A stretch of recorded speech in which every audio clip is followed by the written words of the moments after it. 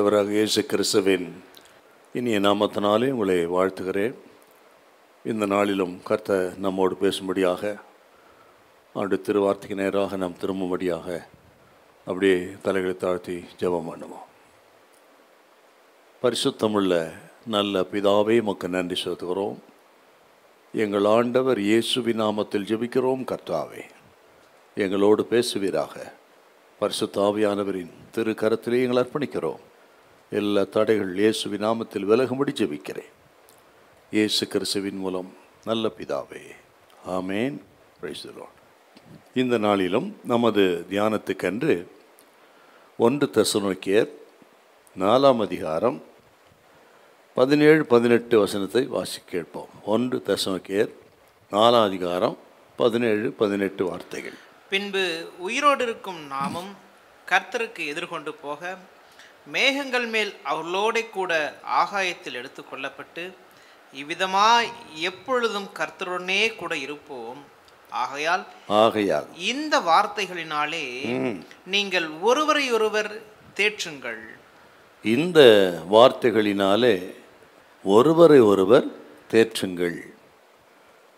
ஆண்டவராகிய இயேசு கிறிஸ்துவின் வருகை குறித்து பரிசுத்த பவுலடிகள் இந்த தெசலோனிக்கே சபைக்கு எழுதும் பொழுது, எழுதின பிறகு தான் இப்படி சொல்கிறாருங்க. இந்த வார்த்தைகளினாலே நீங்கள் ஒருவரை ஒருவர் தேற்றுங்கள் என்று சொல்லுகிறார். இந்த நாளிலே நமது செய்தியின் தலைப்பு ஆறுதலான வார்த்தை. ஆறுதலான வார்த்தை.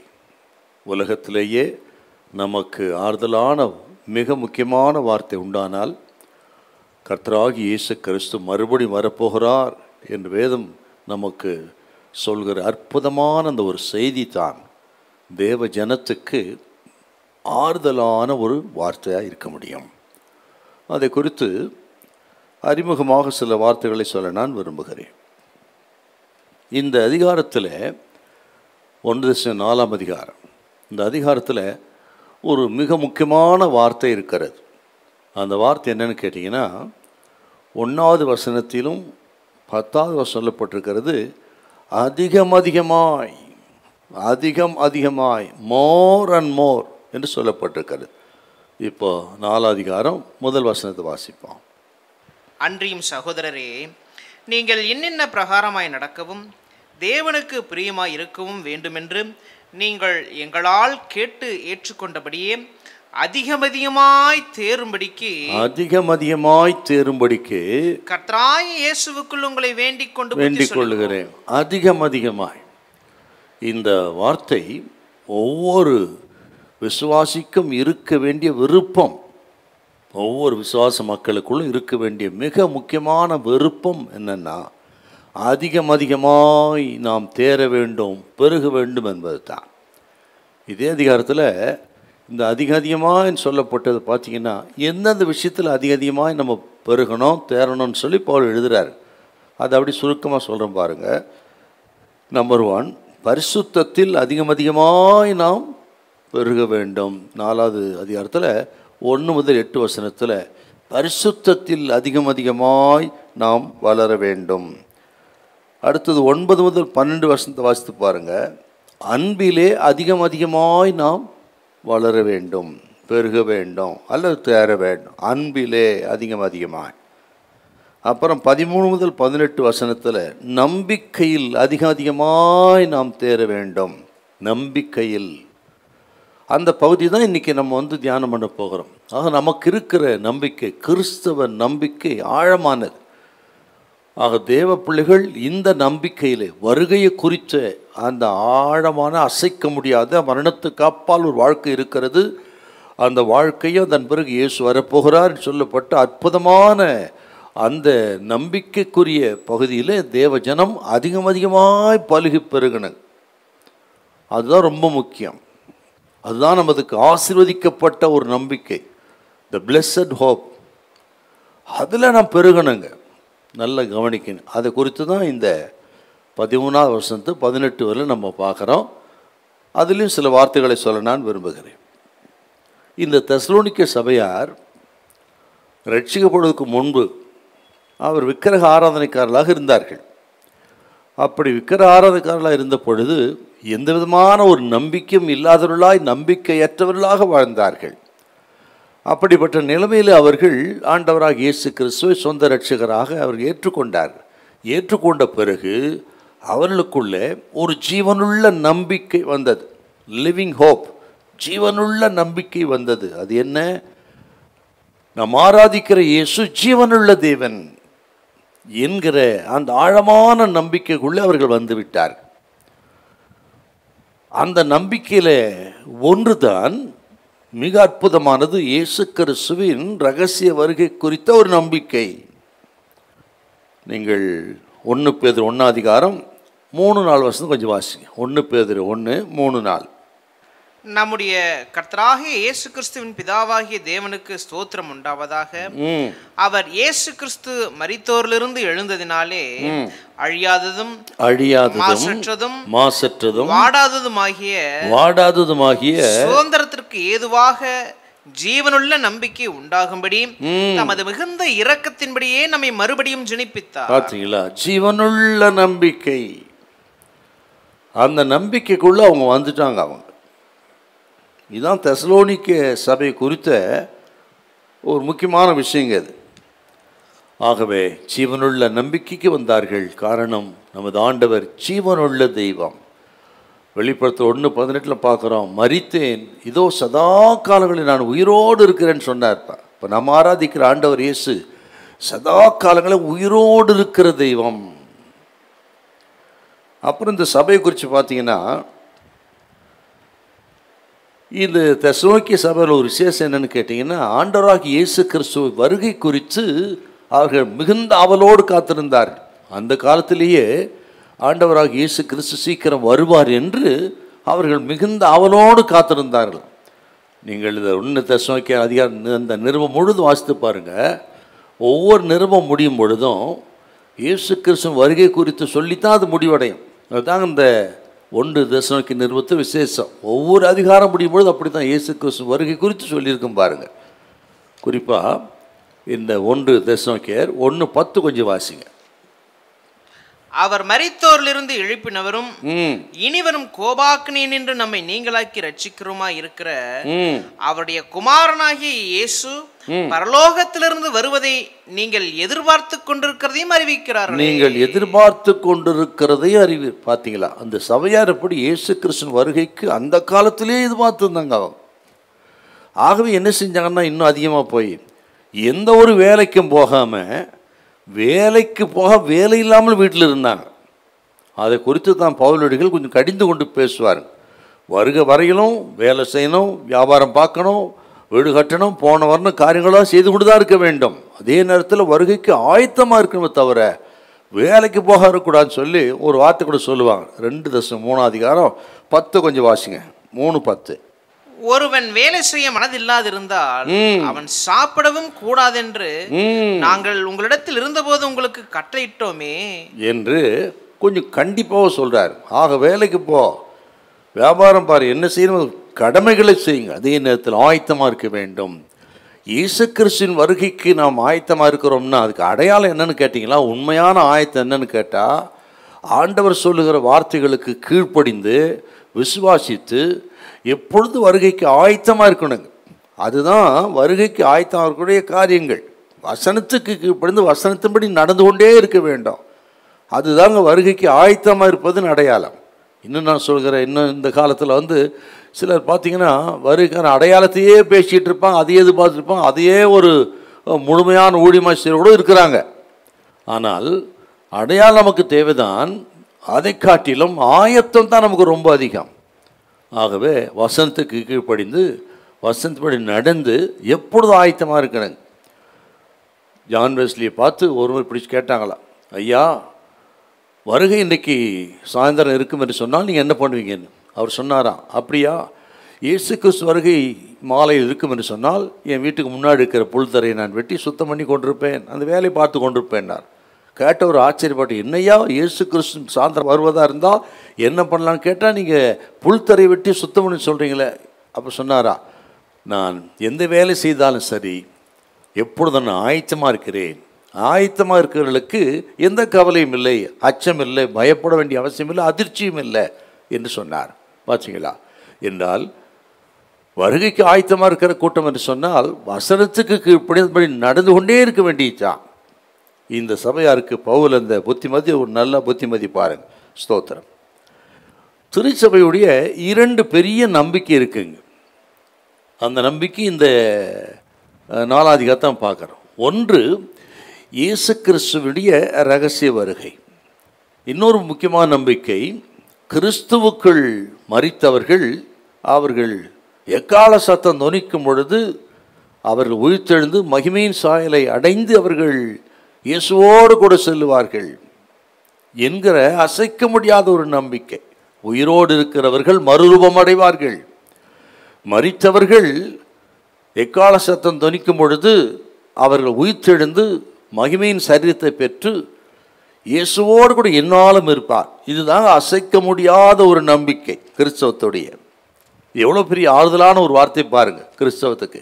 இது கேட்குற அருமையான கத்திரி பிள்ளைகளே, வருகைக்கு என்னால் ஆயத்தமாக இருக்கணும். நீங்கள் வேலை செய்யுங்க, வியாபாரம் பாருங்கள், வீடு கட்டுங்க, வெளிநாடு போங்க, படிங்க, எல்லா காரியங்களும் செய்யுங்க. அதே நேரத்தில் எதை செய்தாலும் சரி, எப்பொழுது வருகைக்கு ஆயத்தமாக இருக்க வேண்டும். அதுதான் ரொம்ப முக்கியம். ஆக 2 பெரிய நம்பிக்கை. ஒன்று, எக்கால சத்தம் தொனிக்கும் வருகை உண்டு. எக்கால சத்தம் தொனிக்கும், அப்பொழுது கிறிஸ்துவ மரித்தல் முதலாவது உயிரிழந்திருப்பார்கள். 2வது, உயிரோடு இருக்கிற நாம் மறுரூபம் அடைந்து இயேசுவோடு கூட இருப்போம். இன்னும் சுருக்கமாக ஒரு வார்த்தை சொல்ல விரும்புகிறேன். ஆண்டோட இயேசு கிறிஸ்து வருகை 2 வகைப்படுங்க. ஒன்று, அவர் நமக்காக வருகிறார். அவர் நமக்காக வருகிறார். எப்படி கேட்டிங்கன்னா, இந்த ரகசிய வருகையில் வருவது சபைக்காகத்தான் வர்றார். இயேசுவின் ரத்தத்தால் கழுவப்பட்டு ரட்சிக்கப்பட்டு பிதா குமார் பரிசுத்தாவின் நாமத்தினாலே மூழ்கி ஞானஸ்தானம் பெற்று ஆயத்தமாக இருக்கிற ஜனங்களை சேர்ப்பதற்கு வருகிறார். ஆகவே அவர் நமக்காக வருகிறார். He is coming for us. 2வது, நம்மோடு கூட வருகிறார். அதான் 2வது வருகைங்க. நம்மோடு கூட சொன்னால் இப்படி நாம் எடுத்துக்கொள்ளப்பட்டு அவரோடு இருப்போம். உபத்திர காலம் முடிந்து அந்த 7 வருஷம் முடியும் பொழுது 2வது வருகை. அந்த 2வது வருகையில் இப்படி எடுத்துக்கொள்ளப்பட்ட நாம் அவரோடு கூட வருவோம். ஆகவே சொன்ன முதல்ல வருவது நமக்காக வருகிறார், 2வது நம்மோடு கூட வருகிறார். இது 2 அசைக்க முடியாத கிறிஸ்தவத்தின் நம்பிக்கை. இதை சொல்லித்தான் பவுலடிகள் தேற்றுறாருங்க. அவள் பயப்படாதீங்க, நமக்கு ஒரு நம்பிக்கை இருக்கிறது, உலகத்தாரை போல அழுது புலம்ப வேண்டாம், நம்பிக்கையோடு இது பார்த்து காத்திருங்கள் என்று எழுதுகிற அருமையான ஒரு பகுதியை நம்ம பார்க்குறோம். உலகத்திலே ஆகவே ஆரம்பத்தில் சொன்னேன், நமக்கு மிகப்பெரிய ஒரு ஆறுதல் உண்டானா கர்த்தராகிய இயேசு கிறிஸ்து அவர் வருகிறார் என்பது தான். ஹல்லேலூயா, ஸ்தோத்திரம். அதை மனதில் வையுங்கள், ஆயத்தத்தோடு இருங்கள். இதில் இருந்து 3 வார்த்தைகளை சுருக்கமாக சொல்ல விரும்புகிறேன். கேட்குற அருமையான கர்த்தரி பிள்ளைகள், எப்போ நடக்க போகுது அதுக்கு பேர்னாலாம் யோசிக்காதீங்க. உலகத்தில் என்னென்னவோ நடக்குது. ஆகவே அப்படி ஒரு பொல்லாத காலத்தில் இருக்கிறோம்.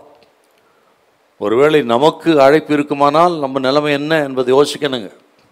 மரணத்தை குறித்து பேசினா சில பேருக்கு பிடிக்கல, ஒருவேளை டிவி கூட ஆஃப் பண்ணிடுவாங்க. ஆனால் வருகைகளை கலந்துக்கணும், வருகைக்கு முன் மரணம் முந்தி கொள்ளும் என்று சொன்னால் நம்ம நிலைமை என்ன என்பது தான் இன்றைக்கி நம்ம கேள்வி. அதை மனதில் வைத்துக்கொள்ளும்படி அன்பாக கேட்டுக்கொள்கிறேன். ஆக இந்த செய்தியை கவனிங்கள். முதலாவது இதில் இருந்து கிறிஸ்துவுக்குள் மரித்தவர்கள் 4:14. கிறிஸ்துவுக்குள் மரித்தவர்கள், டெட் இன் கிரைஸ்ட். இயேசுவானவர் மரித்த பின்பு எழுந்திருந்தார் என்று விசுவாசிக்கிறோமே, அப்படியே இயேசுவுக்குள் நித்திரை அடைந்தவர்களையும் தேவன் அவரோடு கூட கொண்டு வருவார். கிறிஸ்துவுக்குள் நித்திரை அடைந்தவர்களையும் அவரோடு கூட கொண்டு வருவார். கிறிஸ்துவுக்குள் நித்திரை அடைந்தவர்கள். இந்த தெசலோனிக்க சபையார் தங்களுக்கு அன்புக்குரியவர்களை, தாய் தகப்பனோ நண்பர்களோ சகோதர சகோதரிகளோ அன்பாய் நேசித்தவர்கள் திடீரென்று மரித்து விட்டால் அவர்கள் கதி கலங்கி போய்விடுகிறார்கள். மரணம் இவர்களை கொள்ளை கொண்டு போய்விட்டது, இவங்க கதை அவ்வளவுதான் முடிந்தது என்று மரணத்தை ஒரு முடிவாக பார்த்தார்கள். ஏன்னு கேட்டிங்கன்னா, அப்போல்லாம் இப்படிப்பட்ட ஒரு சத்தியங்கள் இல்லாத ஒரு காலம். அவங்களாம் இளம் விசுவாசிகள், அப்போ தான் ரட்சிக்கப்பட்டவர்கள், இளம் விசுவாசிங்க. ஆகவே அவர்களுக்கு இப்படிப்பட்ட ஒரு தெளிவு இல்லாதனால மரணம் சம்பவித்த உடனே அவர்களுடைய கதை முடிந்தது என்று தங்கள் அன்புக்குரியவர்களை இழந்து அவர்கள் மிகவும் துயரமடைந்தார்கள்.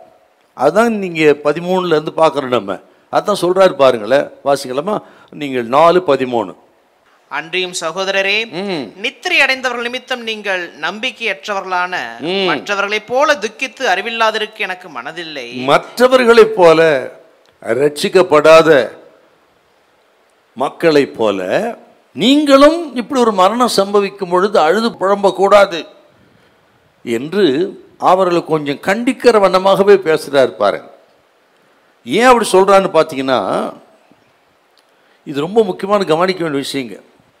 அநேக சந்தர்ப்பங்களில் நமது வீடுகளிலே சிலர் நாம் இழக்கும் பொழுது உலகமே முடிவுக்கு வந்து விட்டது போல, அவ்வளோதான் இனி என்பது போல நாம் நடந்து கொள்கிறோம்.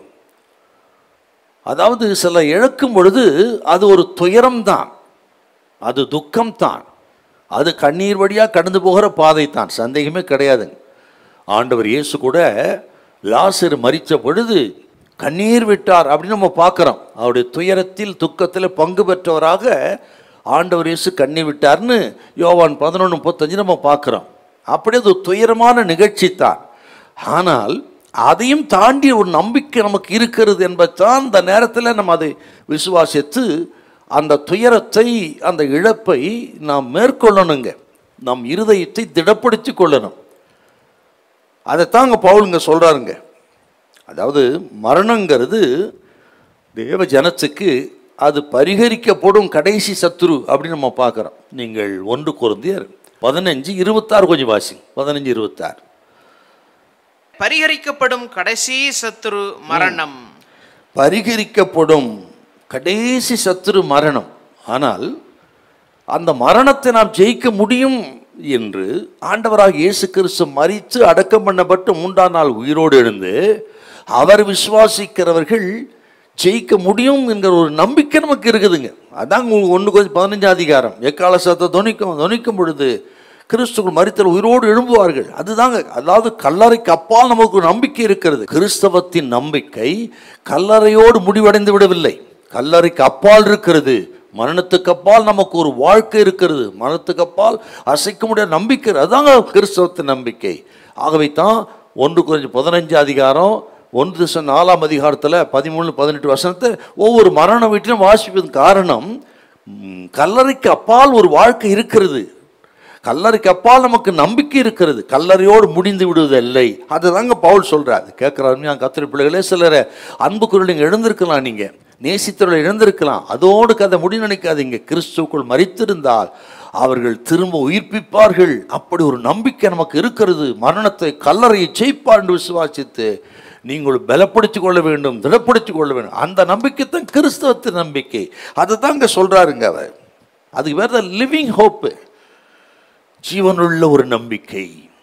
ஆகவே அந்த நம்பிக்கை தான் நமக்கு அசைக்க முடியாத அஸ்திபாரமாக இருக்கணும். இதை கேட்குறவங்க தைரியமாக இருக்கணும், திடன் கொள்ளணும். அது தெசலோனிக்கே சபைக்கு மட்டுமல்ல, நமக்கும் ஆண்டவர் இயேசு சொல்லுகிறார். ஹல்லேலூயா, ஸ்தோத்திரம்.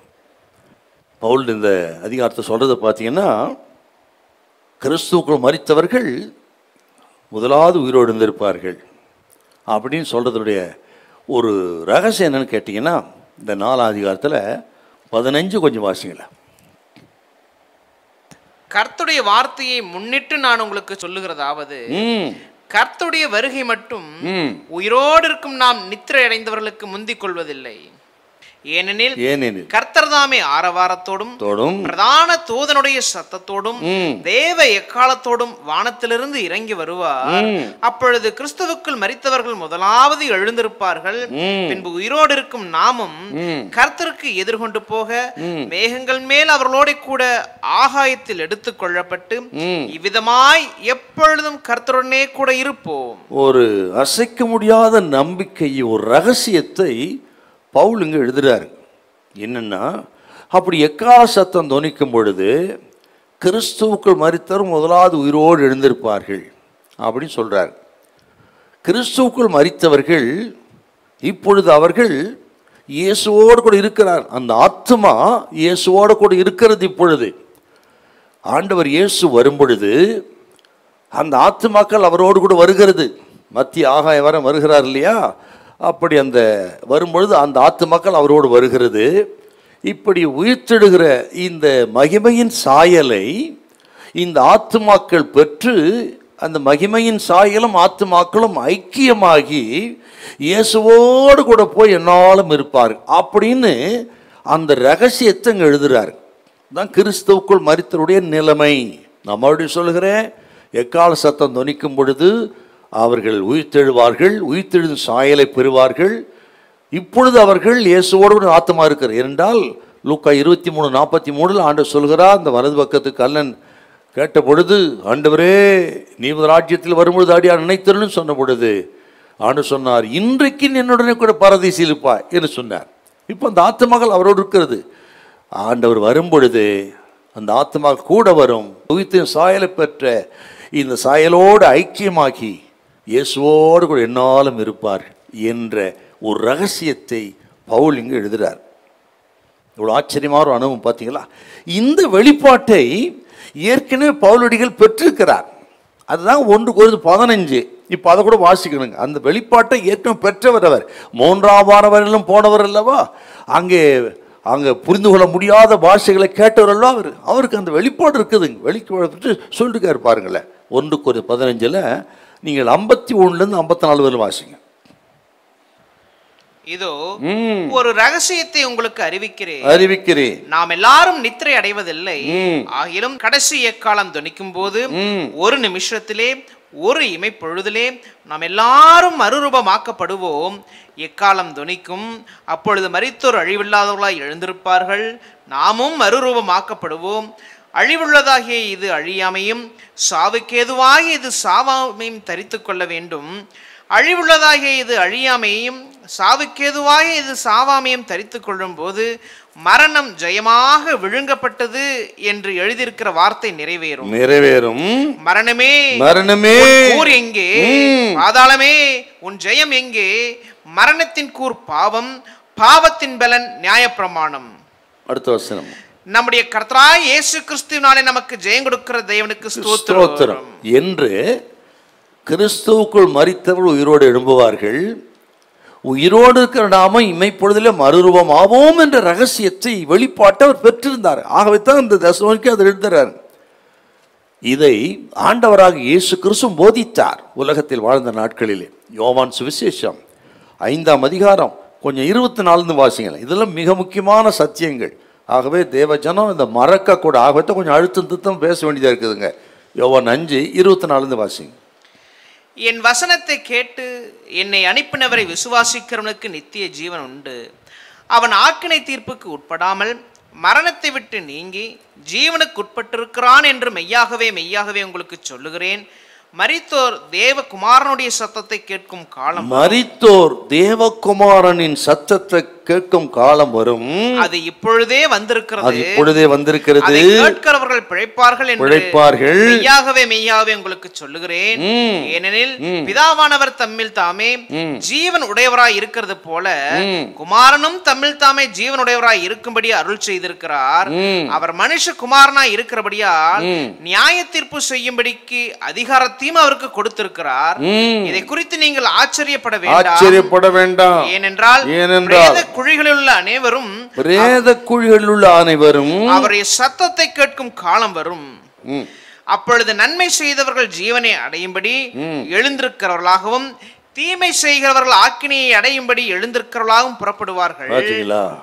ஆண்டவர் இதை பவுலுக்கு கொடுத்த வெளிப்பாட்டை முன்னமே போதித்து இருக்கிறாருங்க. நீங்கள் இன்னும் அடுத்த கூட பார்க்கலாம். நீங்க யோவான் 11ஆம் அதிகாரம் 21 வாசித்து பார்த்தீங்கன்னா மார்த்தாளோடு ஆண்டவர் பேசுவார். ஆண்டவரே, நீ இங்கே இருந்தீரானால் என் சகோதரன் மரித்திருக்க மாட்டான். அப்போது ஆண்டவர் பேசுவார், அவன் மரித்தாலும் பிழைப்பான். அவள் சொல்லுகிறான், ஆம், அது கடைசி நாளில் நடக்கிற விஷயம்.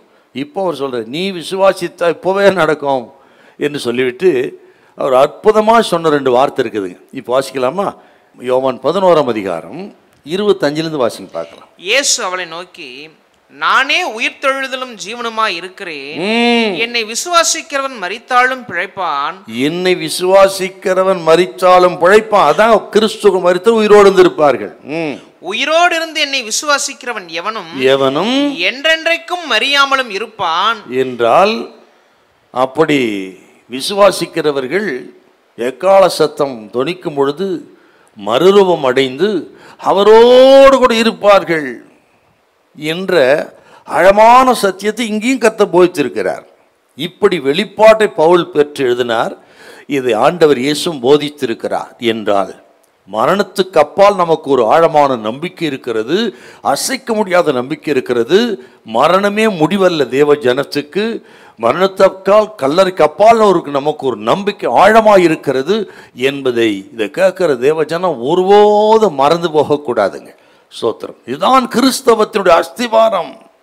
ஆகவே இதை நாம் இருதயத்தில் வைத்து விசுவாசித்து எந்த நிலைமையிலும் சரி, துக்கத்திலும் சரி, நம்மை திடப்படுத்தி கொண்டு நாம் வருகைக்கு ஆயத்தப்படணும். மரணம் முந்திக் கொள்ளும் என்று சொன்னால் அதற்கும் நாம் ஆயத்தமாக இருக்கணும். இப்போ பாருங்கள், உலகத்தில் என்னென்னவோ நடக்குது. சில கேட்குறாங்க, எப்போ வந்தாருங்க, எப்போ வருவாருங்க, வர்றது போது பார்க்கலாம். இப்போது வருத்தத்தோடு தான் சொல்லுகிறேன், கேரளாவில் வயநாட்டில் 3 கிராமல் மண்ணிலே இரவோடு இரவாக புதைந்து விட்டது. இந்த தேதி வரலும் 350 சடங்களை எடுத்துருக்க சொல்கிறாங்க. இன்னும் எவ்வளோன்னு தெரியாது. நினைச்சே பார்க்க முடியாத அளவுக்கு மிகப்பெரிய ஒரு துயர சம்பவம். மனுஷனுக்கு எப்போ என்ன நடக்குதுன்னே தெரியாதுங்க. அதெல்லாம் இதுக்கு ஒரு உதாரணம். இதை நான் சொல்லுவதனால் வருத்தப்படுகிறேன். அப்படி இறந்தவர்களுக்காக நம்ம ஜெபிக்கணும். அவர்களுக்காக நம்ம ரொம்ப ஜெபம் பண்ணணுங்க. அந்த தேசம், அந்த கேரளத்துக்காக, குடும்பங்களுக்காக நம்ம ஜெபிக்கணுங்க. ஏன் சொல்ல வரேன்னு கேட்டிங்கன்னா, இப்படி மனிதனுக்கு எந்த நேரம் ஏதோ நடக்கும். ஆகவே எப்போ வருது பார்க்கலான்னா மரணம் முந்தி கொள்ளும்னு சொன்னால் நம்ம ஆயத்தமாக இருக்கணுமே. ஆகவே தான் இந்த மரணத்துக்கு அப்பால் இருக்கிற ஒரு நம்பிக்கை குறித்து, தேவஜனம் வருகை குறித்து எப்போ கவனமாக இருக்கணுங்க. இதை கேட்குறவங்க நிருசாரம் இருக்கப்படாது. ஆக ஆரம்பத்தில் சொன்னது போல சோத்திர வேலை செய்யுங்க, வியாபாரம் பாருங்கள், வீடு கட்டுங்க, வெளிநாடு போங்க, எல்லா காரியம் செய்யுங்க. ஆனால் என்னால் வசனத்துக்கு இப்படி இந்த வருகைக்கு ஆயத்தமாயிருங்கள். ஸ்தோத்திரம். பயப்பட வேண்டிய அவசியம் இல்லை. ஹல்லேலூயா, பிரைஸ் தி லார்ட். சில சொல்லுவாங்க, ரகசிய வரிகளாம் ஒன்றும் இல்லைங்க, ரேப்சர்னு பைபிள் இருக்குதா என்று கேட்பார். ரேப்சர் என்ற வார்த்தை வேதத்தில் இல்லை. ஆனால் ரகசிய வருகைக்கான சத்தியங்கள் இருக்கிறதே, அதான் முக்கியம் நமக்கு. யோவான் 14 அதிகாரம் 1 முதல் 3 வசனம், அதுதான் ஆண்டவர் இயேசு ரகசிய வருகைன்னு சொன்ன முதல் அடையாளங்க. வசனங்கள் ஆதாரமாக இருக்கிறது. அப்புறம் நீங்கள் 2 தெசலோனிக்கேயர் 2ஆம் அதிகாரம் முதல் வசனமும் அந்த குறிப்பு தான். அப்போ வெளிப்படுத்தல் 3:10, இந்த 3 பகுதியும் ரகசிய வருகைக்கு என்று ஆழமாக சொல்லப்பட்ட அற்புதம் வேத வசனம். ஆகவே தான் சொன்னேன், ஒருவேளை அந்த வார்த்தை இல்லாமல் இருக்கலாம், ஆனால் ரகசிய வருகைக்கான சத்தியங்கள் தெளிவாக இருக்கிறது. இன்னும் குறிப்பாக சொல்ல போனால், நீங்கள் ட்ரினிட்டி, திரித்துவம் என்ற வார்த்தை வேதத்தில் இல்லைதான். ஆனால் நமது தேவன் முக்கூறானவர், திரித்துவ தேவன், பிதா குமார் பரிசுத்தாவியாக தெய்வம், அது இல்லைன்னு சொல்ல முடியுமா? முடியாதே. அதே போல 1000 அரசாட்சியம் விசுவாசிக்கிறோம். அதற்கான ஒரு வார்த்தை தான் மில்லேனியம். மில்லேனியம் என்ற வார்த்தை வேதத்தில் இல்லை, ஆனால் 1000 அரசாட்சி இருக்குதே. ஆகவே தான் சொல்கிறேன், ரகசிய வருகை என்ற வார்த்தை இல்லாமல் இருக்கலாம், ஆனால் அதற்கான சத்தியங்கள் இருக்கிறது. ஆக தெளிவாக இருங்க. எந்த நேரமும் இந்த ரகசிய வருகை இருக்கலாம், எக்கால சத்தம் துணிக்கலாம். நாம் வருகையை சந்திப்பதற்கு ஆயத்தப்பட வேண்டும். ஹல்லேலூயா. இல்லை கையை வச்சாமேன். ஆகவே கர்த்தர் வானத்திலிருந்து இறங்கி வருகிறார் என்று சொல்லப்பட்ட அந்த வார்த்தை, 4:14 சொல்லப்பட்ட வார்த்தை எவ்வளோ நமக்கு ஆறுதலான ஒரு வார்த்தை. இக்கட்டான காலகட்டத்தில் துன்பங்கள், துயரங்கள், வியாதிகள், யுத்தங்கள் இவெல்லாம் நெருங்கி இருக்கிற பொல்லாத காலகட்டத்தில் ஆண்டவர் வருகிறார் என்ற வார்த்தை எத்தனை ஆறுதலான ஒரு வார்த்தை பாருங்கள்.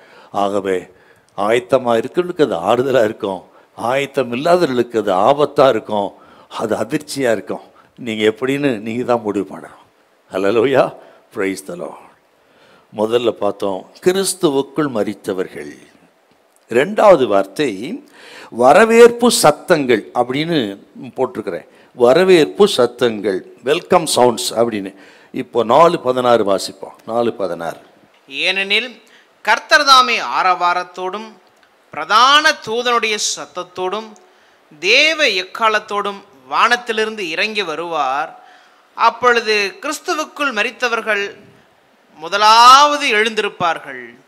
இந்த பகுதியில் பாருங்க, 3 விதமான சத்தம் இருக்குதுங்க இதில். அதான் வரவேற்பு சத்தங்கள்ன்றோம். 3 விதமான சத்தங்கள். ஒன்று, இந்த 16 கவனிங்க, சபைக்கான கர்த்தருடைய சத்தம். சபைக்கான கர்த்தருடைய சத்தம். ஏன்னா சபை அழைக்கத்தானே வர்றாரு. 2வது, பிரதான தூதனுடைய சத்தம். ஒன்று சபைக்கான கர்த்தருடைய சத்தம், ஆண்டவர் ஆரவாரத்தோடு ஆண்டவருடைய சத்தம் சபைக்கு.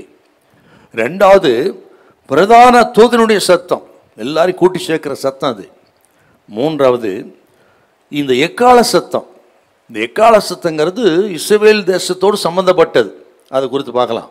இப்படி 3 விதமான சத்தம் இருக்குங்க. ஒன்று கர்த்தருடைய சத்தம், 2வது பிரதான தூதனுடைய சத்தம், 3வது எக்கால சத்தம். அப்படின்னு 3 விதமான சத்தமும் இந்த ரகசிய வருகையோடு நம்ம எல்லாம் வரையில் சேர்ப்பதற்காக சொல்லப்பட்ட சத்தங்கள். ஆகவே இதை வரவேற்பு சத்தங்கள் நம்ம பண்ணுறோம். இந்த வார்த்தை கவனித்து பார்த்தீங்கன்னா, ஆண்டவர் வானத்திலிருந்து இறங்கி வருவார். இறங்கி வரும்பொழுது இப்படி ஆண்டவர் சத்தமிடுகிறார், ஆரவார சத்தத்தோடு அப்படின்னு நம்ம பார்க்குறோம்.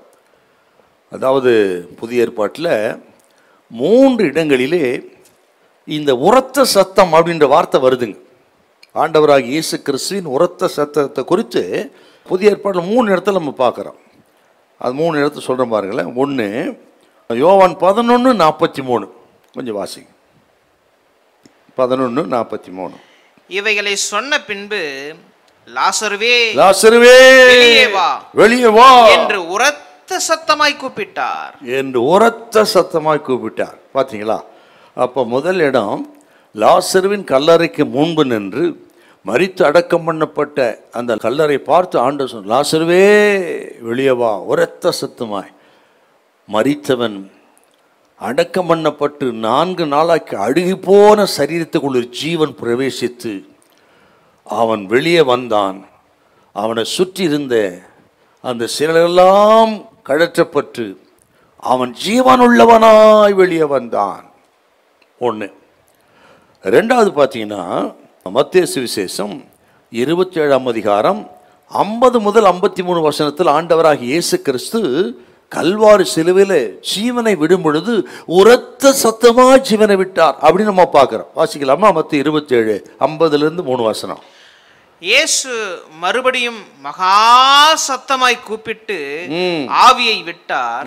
அப்பொழுது தேவாலயத்தின் திரைச்சீலை மேல் தொடங்கி கீழ் வரைக்கும் 2ஆக கிழிந்தது. பூமியும் அதிர்ந்தது, கண்மலைகளும் பிளந்தது, கல்லறைகளும் திறந்தது. நித்திரையடைந்த அநேக பரிசுத்தவானுடைய சரீரம் எழுந்திருந்தது. அவர் உயிர் தெழுந்த பின்பு இவர்கள் கல்லறைகளை விட்டு புறப்பட்டு பரிசுத்த நகரத்தில் பிரவேசித்து அநேகருக்கு காணப்பட்டார். பார்த்தீங்களா? இயேசு சிலுவையில் அவர் மரித்த பொழுது மகா சத்தமாய் கூப்பிட்டு அவர் ஜீவனை விட்டார் அப்படின்னு பார்க்கிறோம். அப்படி ஆண்டவர் இயேசு கிறிஸ்து மரித்த பொழுது அவர் இட்ட சத்தம் மகா சத்தமாய். சரி, 3வது இடத்தையும் பார்க்கலாம். 3வது தாங்க இந்த 1:4-16. கர்த்தர் ஆரவார சத்தத்தோடு என்று 3 இடத்துல இந்த உரத்த சத்தங்கிறது பகுதி வருதுங்க. இந்த கர்த்தருடைய சத்தங்கிறது கிறிஸ்துவுக்குள் மரித்த இல்லை உயிரோடு இருக்கிற உலகமெங்கு இருக்கிற அத்தனை அந்த கிறிஸ்துவின் சபையை உயிர்த்தெழ செய்து அவரோடு கொண்டு போகக்கூடிய சத்தம். அது கர்த்தருடைய சத்தம். இதை கூட கொஞ்சம் விரிவாக பார்க்க விரும்புகிறேன். ஆரவாரத்தோடு அப்படின்னா இந்த ஷவுட், இந்த சத்தன்ற வார்த்தை அது எப்படி இருக்குன்னு கேட்டிங்கன்னா, அது ஒரு கட்டளையாக இருக்கிறது. கமாண்டு, அது ஒரு கட்டளையாக இருக்கிறதுங்க. என்ன கட்டளை? ஆண்டவர் ஆரவாரத்தோடு சத்தமிட்டார் அப்படின்னு சொன்னால், கிறிஸ்துவுக்கு மரித்தவர்கள் கல்லறையில் இருக்கிறார்கள். அப்படிப்பட்டவர்களை, கல்லறையே என்னுடையவர்களை, என் இரத்தத்தால் மீட்கப்பட்டவர்களை, எனக்குள் மரித்தவர்களை, பரிசுத்தர்களை நீ ஒப்பு கொடுக்க வேண்டும், நீ விடுவிக்க வேண்டும் என்று ஆண்டவர் அந்த கல்லறிந்து மக்களை விடுவிப்பதற்கு போட்ட சத்தம். அதான் கமாண்ட், கட்டளை இல்லைங்களா? ஆண்டவர் கட்டளை போட்டா கல்லறையும் திறக்கும், கண்மலையும் திறக்கும், எதுவும் நடக்குங்க. இப்படி கல்லறைக்கு போடுகிற கட்டளை, என்னுடையவர்களை நீ ஒப்பு கொடுத்து விடு. அப்படி அது நடக்க போகுது, கண்டிப்பா நடக்க போகுது.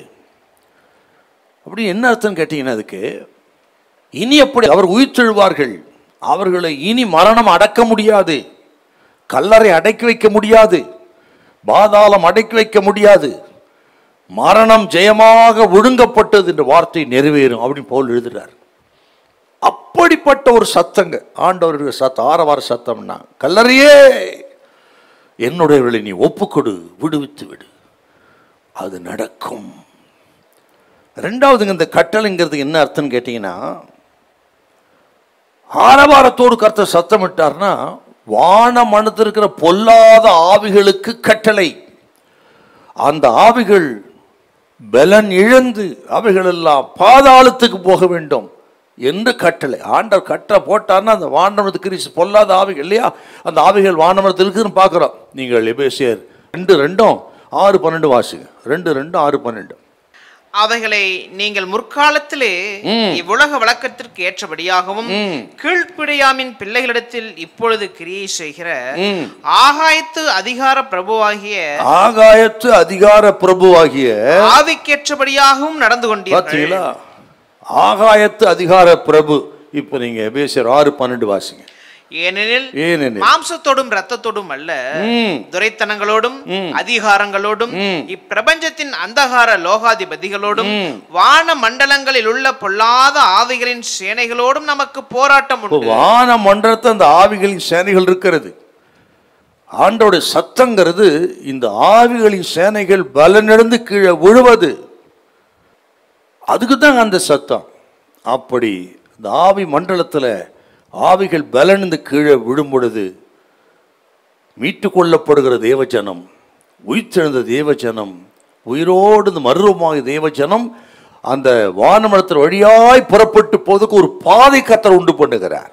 அப்படி புறப்பட்டு போய் என்றென்றைக்கும் பரலோகத்தில் அவரோடு வைத்துக் கொள்ள போகிறார். அதற்கான சத்தங்கள் வான மண்டலத்தில், ஆவிகளின் மண்டலத்தில் அந்த ஆவிகளை பலனிழக்க செய்து ஒரு பாதை உண்டு பண்ணி தம்முடையவர்களை அதன் வழியாக அழைத்து கொண்டு போய் பரலோகத்தில் சேர்க்கிற சத்தம். ஆகவே தான் கர்த்தருடைய ஆரவார சத்தம் என்றால் எவ்வளவு முக்கியமானது பார்த்தீங்களா? இப்போ வருகையில் இதெல்லாம் நடக்க போகுதுங்க.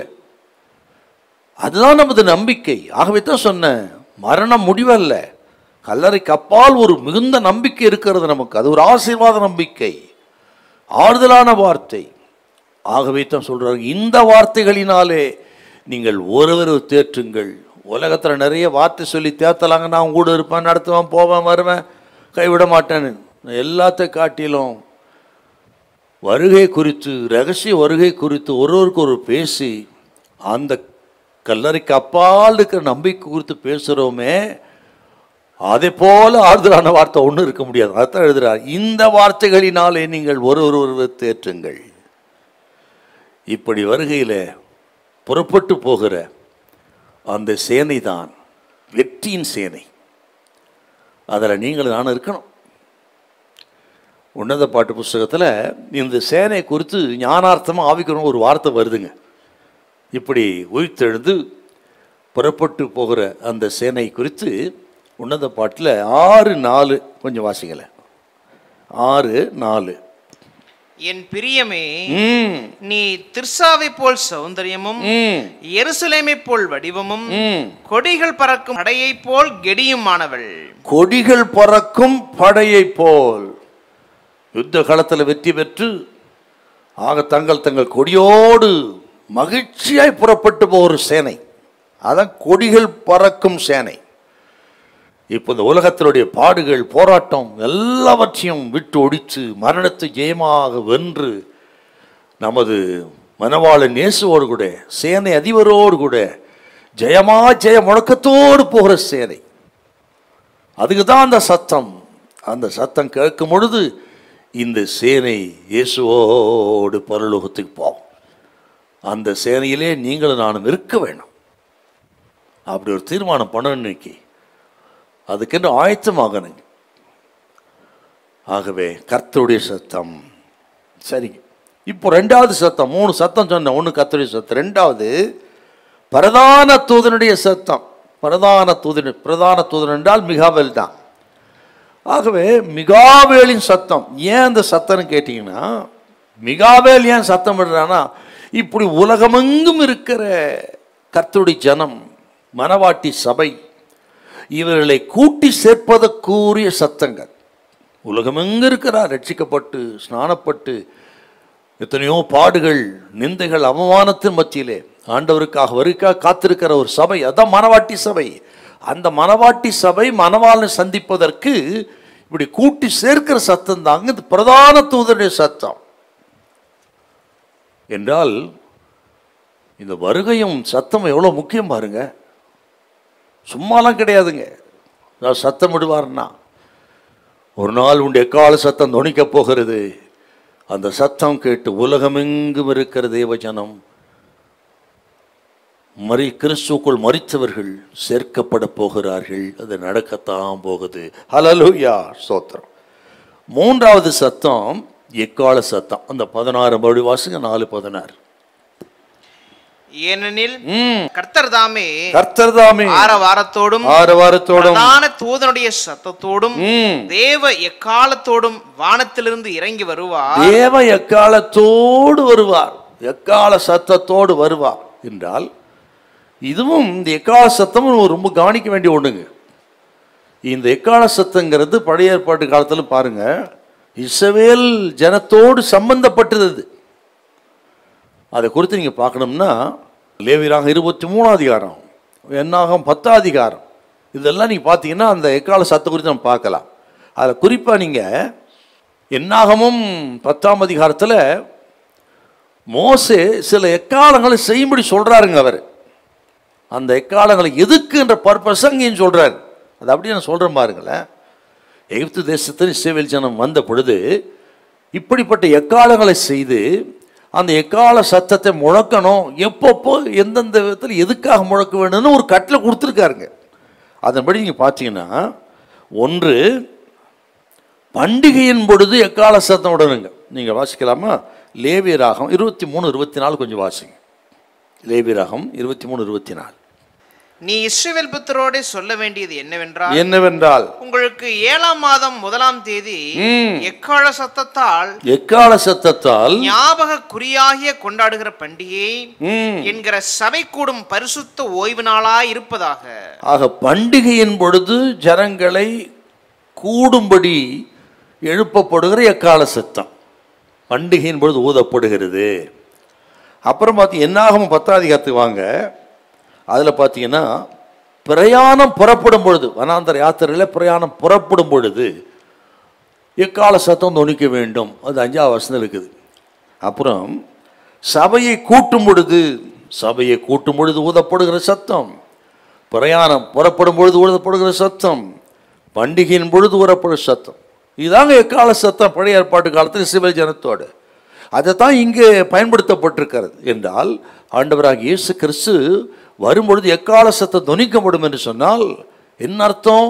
எப்படி பழைய ஏற்பாட்டு காலத்தில் சபையை கூட்டுவதற்கு ஊதப்பட்டதோ, பிரயாணம் புறப்படும் பொழுது ஊதப்பட்டது, அதை போல உயிர்த்தெழுந்த தேவதனத்தை கூட்டுவதற்காக இந்த பிரயாணம், கடைசி யாத்திரை புறப்பட்டு போவதற்காக ஊதப்படுகிற சத்தம் கடைசி எக்கால சத்தம். ஹல்லேலூயா. அதை நீங்கள் 1:15 கடைசி எக்காலம் அப்படி சொல்லுவாருங்க அவர். அதை நம்ம ஏற்கனவே வாசிச்சிருக்கோம், 51 வாசிச்சிருக்கோம். இப்படி எக்கால சத்தம் என்பது இப்படி பிரயாணப்படுவதை, ஆண்டவராக இயேசுவோடு கூட புறப்பட்டு பரலோகம் செல்வதை குறிக்கிறது. அப்படி 3 விதமான சத்தம். இதை கேட்குற அருமையான கத்திரி பிள்ளைகளே, இது ஜெயத்தை குறிக்கிறது. மரணத்தின் மீது வெற்றி, பாதாளத்தின் மீது வெற்றி, இந்த உலகத்தின் மீது வெற்றியை குறிக்கிறது. இதை கேட்கிற கத்திரி பிள்ளைகளே, ஆண்டவர் பாதாளத்தை வென்றவர், பேயை வென்றவர், மரணத்தை ஜெயித்து 3ஆம் நாள் உயிரோடு எழுந்த அற்புத தெய்வம்.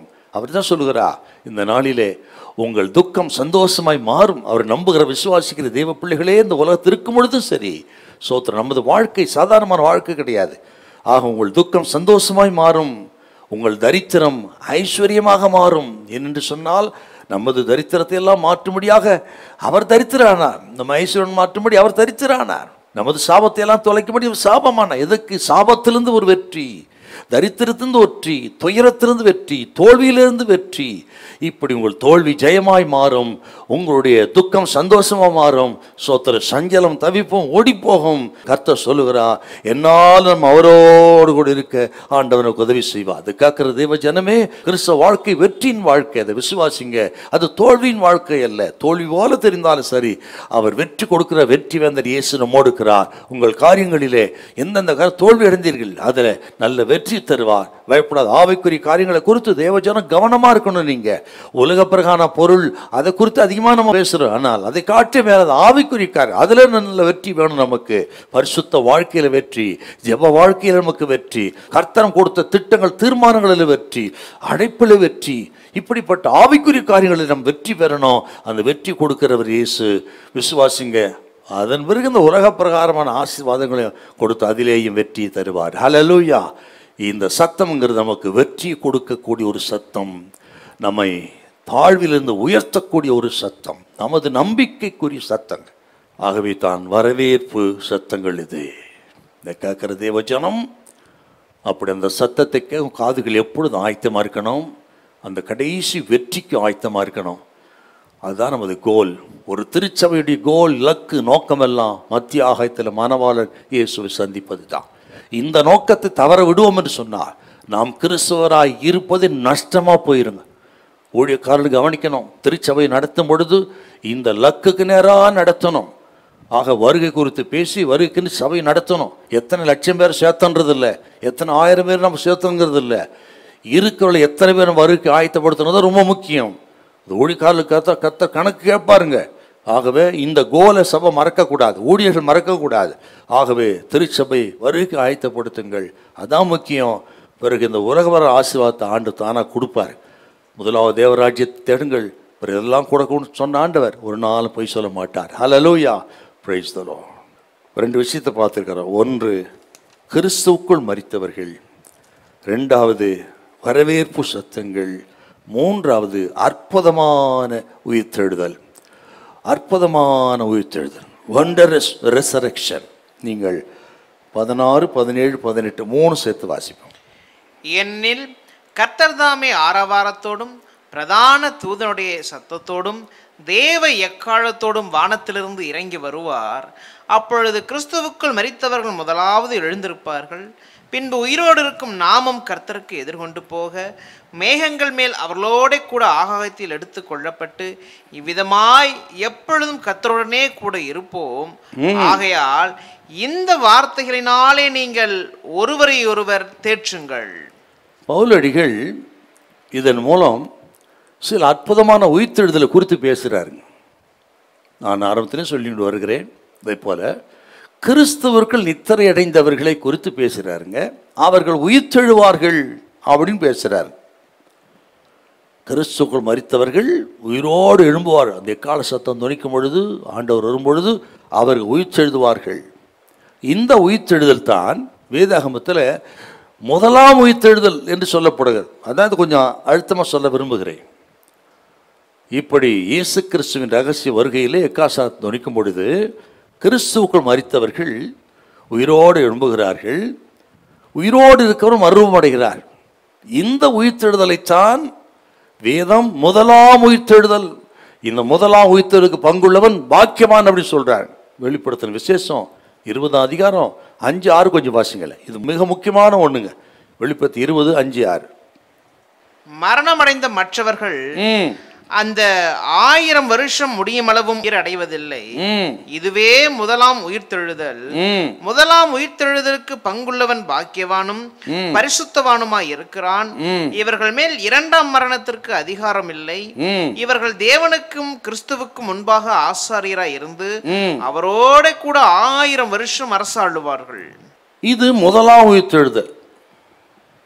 இதற்கு பங்குள்ளவன் பாக்கியவானா இருக்கிறான் அப்படின்னா எவ்வளோ முக்கியமான ஒரு சத்தியங்க இது. இந்த உயிர்த்தெழுதலிலே பங்கு பெறுவர்கள் தான் உலகத்திலேயே மிகப்பெரிய பாக்கியவான்கள். ஆகவே தான் இதை குறித்து ரொம்ப கவனமாக இருக்கணும். இந்த வரிசையில் பங்கு பெறணும். இந்த பாக்கியவான்கள் பட்டியலில் நீங்களும் நானும் இடம் பெறணும். பாக்கியவான்கள் பாக்கியவதியை மாறணும். இது முதலாம் உயிர்த்தெழுதல். சரிங்க. சிலது கேள்வி இருக்கலாம். அந்த காலத்தில் பவுல் இருந்த கொரிந்து சபையிலேயே அந்த கேள்வியில் இருந்திருக்குது. 1:15-12 வாசித்து பார்த்தீங்கன்னா, ஆக இந்த உயிர்த்தெழுதல் நடக்குமா நடக்காதா, அது நடப்பதில்லை என்றெல்லாம் பேசியிருக்கிறாங்க. அது குறித்து அதில் விவரமாக சொல்கிறாருங்க அவர்.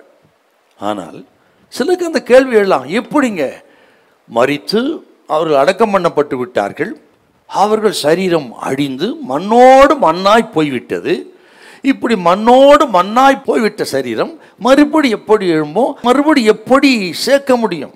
அந்த தூசியாய் போன, சாம்பலாய் போன, மண்ணாய் போன அந்த சரீரத்தை மறுபடியும் எப்படி ஒன்று சேர்க்க முடியும்? எப்படி அதை கூட்டி சேர்க்க முடியும்? எப்படி உயிர்த்தெழுத முடியும் என்கிற கேள்வி எழலாம். அதுக்கு நான் ஒரு காரியத்தை சொல்கிறேன். நம்ம ஆண்டவரால் ஆகாத காரியம் ஒன்றும் இல்லைங்க. ஆண்டவருடைய அதிசயங்களே அற்புதங்களை நம்ம கேள்வியே கேட்கக்கூடாது. ஏன்னு கேட்டிங்கன்னா, வேதத்தில் பார்த்தீங்கன்னா, மனிதர்களாகி நாம் தாயின் கருவிலே உருவானது மிகப்பெரிய ஒரு அதிசயம். நான் பிரமிக்கத்தக்க அதிசயமா உண்டாக்கப்பட்டபடியால் ஸ்தோத்திரிக்கிறேன்னு சொல்றார். இப்போ தாயின் கருவிலே உருவாகிற மனுஷன் உருவாகிற அந்த உருவாக்கம் இருக்கிறதே, அது பிரமிக்கத்தக்க அதிசயமானது. அப்படி பிரமிக்கத்தக்க அதிசயமா ஒரு மனுஷனை உருவாக்குவார் என்று சொன்னால், எலும்புகள் உருவாகும், சதைகள் உருவாகும், ஜீவனை கொடுக்க வல்லவர் என்று சொன்னால், கல்லறையில இருந்து மரித்து மண்ணோடு மண்ணாய் போய் சாம்பலாகி போன, தூசியாகி போன, அங்க இருந்து கல்லிலிருந்து ஒருத்தர் எழுப்ப கர்த்தரால் கூடும், அவரால் கூடாத காரியம் ஒன்றுமில்லை. ஆகவே இது எப்படி நடக்கும்? நடக்குமா நடக்காத கேள்விக்கு இடம் இல்லைங்க. ஆகவே தான் சொல்லுகிறேன், தாயின் கர்ப்பத்திலேயே ஒரு உயிரை உருவாக்க முடியும் என்று சொன்னால், அங்கிருந்து ஒருவரை கொண்டு வர முடியும் என்று சொன்னால், கல்லறையில் போய் மண்ணோடு மண்ணாகி தூசியாய் போனவர்களையும் சேர்க்கக்கூடிய வல்லமை அவருக்கு உண்டு. அவரால் ஆகாத காரியம் ஒன்றுமில்லை. ஆகவே இந்த உயிர்த்தெழுதலை குறித்து, வருகை குறித்து ஆழமா விசுவாசிக்கணும், கேள்வியா வரக்கூடாதுங்க. பவுல் சொல்றார் ஒரு வார்த்தை, அப்போஸ்தலர் 26ஆம் அதிகாரத்தில் அகிரிப்பா ராஜா பார் சொல்ற வார்த்தை சூப்பர் வார்த்தைங்க. 26:8 கொஞ்சம் வாசிங்களேன். 26:8 அப்போஸ்தலர். தேவன் மரித்தோரை எழுப்புகிறது நம்பப்படாத காரியம் என்று நீங்கள் எண்ணுகிறது என்ன? நீங்கள் நினைக்கிறது என்ன? பாத்தீங்களா, எங்க அங்கே பேசுறாரு பாருங்க. தேவன் மரித்தோரை எழுப்புவது நம்பப்படாத காரியம். எப்படி சொல்றீங்க நீங்க? அவரால் எல்லாம் முடியும், எப்பொழுது முடியும்? இதை கேட்கிற அருமையான கத்திரி பிள்ளைகளே, இந்த வருகையின் மீது, உயிர்த்தெழுதல் மீது, மறுரூபத்தின் மீது ரொம்ப ஆழமா நம்பிக்கை வைக்கணுங்க. வேதம் திட்டமாய் போதிக்கிறது. குறிப்பாக சொல்ல போனீங்கன்னா, இப்போ கம்பளி பூச்சி இருக்குது. இந்த கம்பளி பூச்சி தாங்க பட்டாம்பூச்சியாக வருது, உருமாற்றம் அடைந்து. இந்த கம்பளி பூச்சி ஒரு கூட்டுப்புழுவாகி கிட்டத்தட்ட மரித்த நிலைமைக்கு போய் அங்கிருந்தான் அழகான பட்டாம்பூச்சியாக வருதுங்க. அதை போல் இயற்கையில் நடக்கிற ஒரு காரியம் எது? ஆண்டவருடைய சிருஷ்டிப்பு.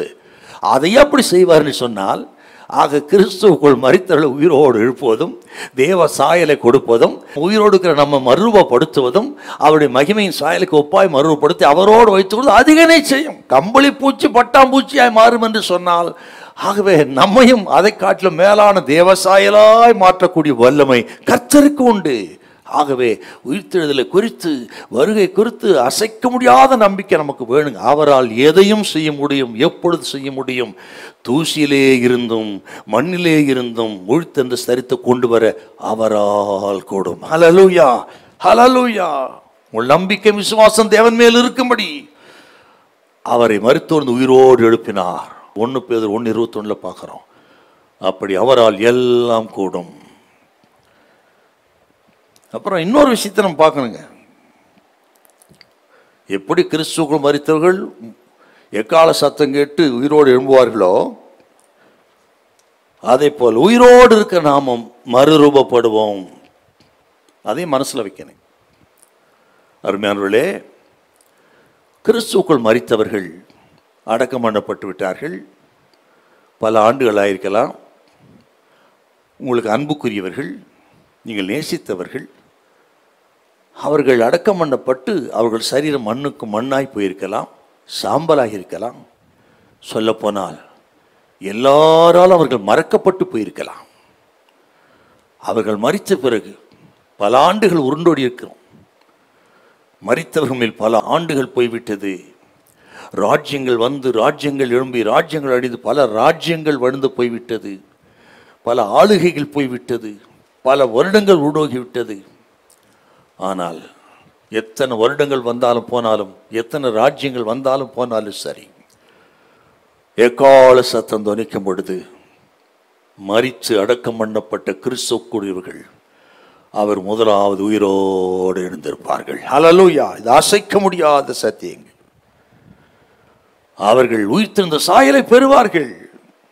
நாமும் மறுரூபமாக்கப்பட்டு இயேசுவோடு கூட இருப்போம். ஹல்லேலூயா! Praise the Lord. எத்தனை அசைக்க முடியாத ஒரு நம்பிக்கைங்க. மனிதரை மறந்திருக்கலாம், அன்புக்குரியவர்களே மறந்திருக்கலாம் அவர்களே, ஆனால் தேவன் ஒருபோது மறக்க மாட்டார். மறவாத ஒரே ஒருவர் தேவன் தான். மனுஷன் மறந்தாலும் சரி, மறவாதவர் நிச்சயமாய் அவர்கள் உயிரோடு எழுப்புவார். ஸ்தோத்திரம். நாமும் உயிர் தெழுவோம், மறுரூபம் ஆவோம், மறுபடியும் அவர்களை சந்திப்போம் மத்திய ஆகாயத்தில். ஹல்லேலூயா! எத்தனை ஒரு நம்பிக்கையாகத்தான், ஆறுதலான நம்பிக்கைன்னு சொன்னேன். நமது அன்புக்குரியவர்களை இழந்து விட்டோம், முடிந்து விட்டது என்றல்ல. எத்தனை காலங்கள் போனாலும் சரி, ஒரு நாள் உண்டு எக்கால சத்தம் தொனிக்கும். அப்பொழுது அவர்கள் மகிமையின் சாயலை பெற்று மத்தியாக காணப்படுவார்கள். உயிரோடு இருக்கிற நீங்கள் மறுரூபமாகி அவர்களை சந்திப்போம் என்றார். இதை போல ஆறுதலான வார்த்தை தேவ ஜனத்துக்கு, சபைக்கு வேறு என்ன இருக்க முடியுங்க? ஓ, எத்தனை ஒரு லிவிங் ஹோப், சிவனுள்ள நம்பிக்கை, எத்தனை ஒரு ஆறுதலான வார்த்தை. இதை கேட்கிற தேவ ஜனமே, இப்படித்தான் நம்ம திடப்படுத்தி பலப்படுத்தி வருக ஆயத்தமா இருக்கணும். சில நினைக்கலாங்க, இதெல்லாம் நடக்குமா? இவ்வளோ சொன்னவருக்கு சில சந்தேகம் நடக்குமா? நடக்கும், 100% நடக்குங்க. ஏன்னு கேட்டா, வேதாகமத்தில் சொல்லப்பட்ட அத்தனையும் நடந்திருக்கிறது. அத்தனையும் நடந்திருக்கிறது. ஆதியாம் 15ஆம் அதிகாரத்தில் இஸ்ரவேல் ஜனம் 400 வருஷம் எகிப்து தேசத்தில் அவர்கள் அடிமையாக இருப்பார்கள், புறப்பட்டு வந்து தங்கள் தேசத்தை கட்டிக்கொள்வார்கள் என்று சொன்னார். அப்படி நடந்தது. இஸ்ரவேல் ஜனம் கானான் தேசத்தை சுதந்தரித்தார்கள். இந்த ஜனம் கீழ்ப்படியாமல் போய் அவர்கள் பாபிலோனுக்கு சிறைகளாக போவார்கள். 70 வருஷம் இருப்பார்கள். 70 வருஷத்துக்கு திரும்பி வருவார்கள். எரேமியா 25 அதிகாரம். அவர்கள் திரும்பி வருவார்கள் சொல்லப்பட்டது. அப்படியே அவர்கள் திரும்பி வந்தார்கள். செருபாபேல் யோசுவா வந்து தேசத்தை கட்டி கொண்டார்களா இல்லையா? அது மட்டும் கிடையாது. ஏசாயா 7ஆம் அதிகாரம், ஏசாயா 9ஆம் அதிகாரம், ஒரு கன்னிகை வயிற்றிலே மேசியா வந்து பிறப்பார் என்று எழுதப்பட்டது. அப்படி இயேசு மரியாளகை கன்னிகை வயிற்றிலிருந்து பிறந்தாரா இல்லையா? ஆண்டவராக இயேசு கிறிஸ்து அவர் கல்வாரி சிலுவைக்கு போய் மரிப்பார். மட்டுமல்ல, ஆதியாகமம் 3:15 படியாக மேசியா அந்த உலகத்துக்கு வருவார். அவர் உன் தலையை நசுக்குவார் என்று சொல்லப்பட்ட தீர்க்க தரிசனம் இயேசு உலகத்துக்கு வந்தது உண்மை. அவர் மரித்தார், 3ஆம் நாள் உயிரோடு இருந்து பிசாசின் தலையை நசுக்க நான் நடந்ததா இல்லையா? இஸ்ரவேல் ஜனம் அவர்கள் மறுபடியும் உலகமெங்கும் சிதறி போவார்கள். கிபி 70 சிதறி போனார்கள். அவர்கள் மறுபடியும் வந்து சேர்ந்து கொள்வார்கள். அத்திமரம் துளிர்விடும் என்று ஆண்டு சொன்னாரே, அவர்கள் திரும்ப வந்தார்களே. அத்திமரம் துளிவிட்டிருக்கிறது. 1948 மே 14ஆம் தேதி இஸ்ரவேல் ஜனம் தங்கள் தேசத்தை கட்டி கொண்டாரா இல்லையா? நடந்திருக்கிறது. அதே போலத்தான் ஆண்டு சொல்லியிருக்கிறார். பவுலடிகள் சொல்றார்கள், இயேசு சொல்றார், அவர் எக்கால சத்தம் தொனிக்கும். ஆக கிறிஸ்துக்கு மறுத்து உயிரோடு எழுந்திருப்பார்கள், உயிரோடுக்கு மறுபடியும் அடைவார்கள் என்று சொன்னால் அடைவார்கள். அது நடக்கும். இத்தனை திருவசனம் நிறைவேறும் பொழுது இதுவும் நிச்சயமாய் நிறைவேறப் போகிறது. அது எப்பொழுது வேண்டுமானாலும் நிறைவேறும். ஆயத்தமாயிருங்கள், ஆயத்தமாயிருங்கள். சபை இழுத்துக்கொள்ளப்பட்ட பிறகு சபை பரலோகத்துக்கு போயிடும். அதே பூலோகத்தில் தத்தளிப்பு உண்டாகும். 7 வருஷம் உபத்திரவ காலங்கள், 7 மகா உபத்திரவ கால தந்தி கிறிஸ்துவின் ஆளுகை உண்டாயிருக்கும். இயேசு மறுபடியும் வருவார். 2ஆம் வருகை. 1000 அரசாட்சி உண்டு. அதன் பிறகு நியாய தீர்ப்பு உண்டு. சபை பரலோகத்துக்கு போவோம். கீழ்ப்படியாத ஜனம், ஆண்டவரை அறியாத ஏற்றுக்கொள்ளாத ஜனத்தின் மீது நியாய தீர்ப்பு இருக்கிறது. அது அக்கினி நியாய தீர்ப்பு. எரி நரகம், பொடு சாகாமலும் அக்கினி அவியாமல் இருக்கிறவருடைய இடம். சபை பரலோகத்தை எடுத்தப்பட்டு இயேசுவோடு கூட இருக்கும். ஆனால் கீழ்ப்படியாதுள்ளோ நியாய தீர்ப்பு போவாங்க. இது நமக்கு எச்சரிப்பு சத்தம். இப்போ கடைசி அந்த வார்த்தையை வாசித்து நம்ம ஜெபமான போகிறோம். நம்ம அப்படி எடுத்துக்கொள்ளப்பட்ட ஜனத்தினுடைய நிலைமை பார்த்தீங்களா?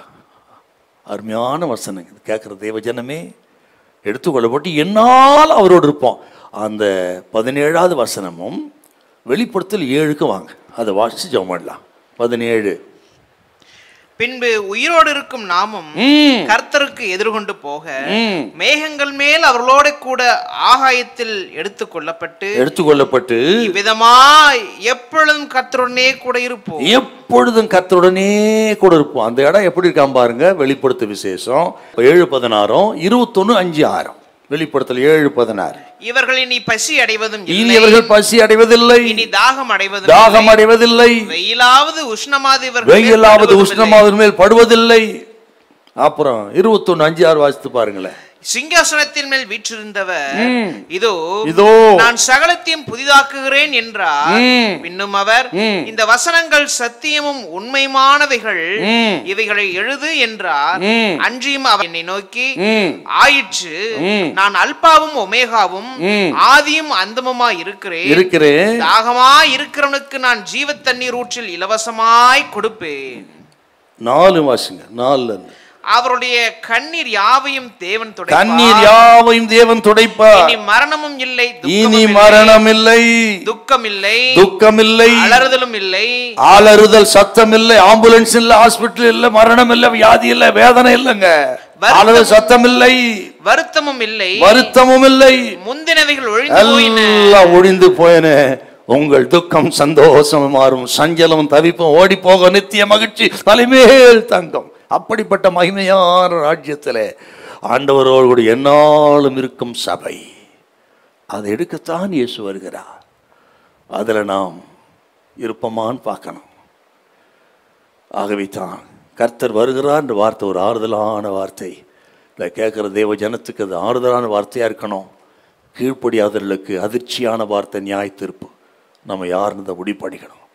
ஆகவே தான் வேதத்தில் சொல்லப்பட்ட அசைக்க முடியாத ஒரு நம்பிக்கை குறித்த நாளிலே திட்டமாய் பேசியிருக்கிறேன். கர்த்தர் பேசியிருக்கிறார்.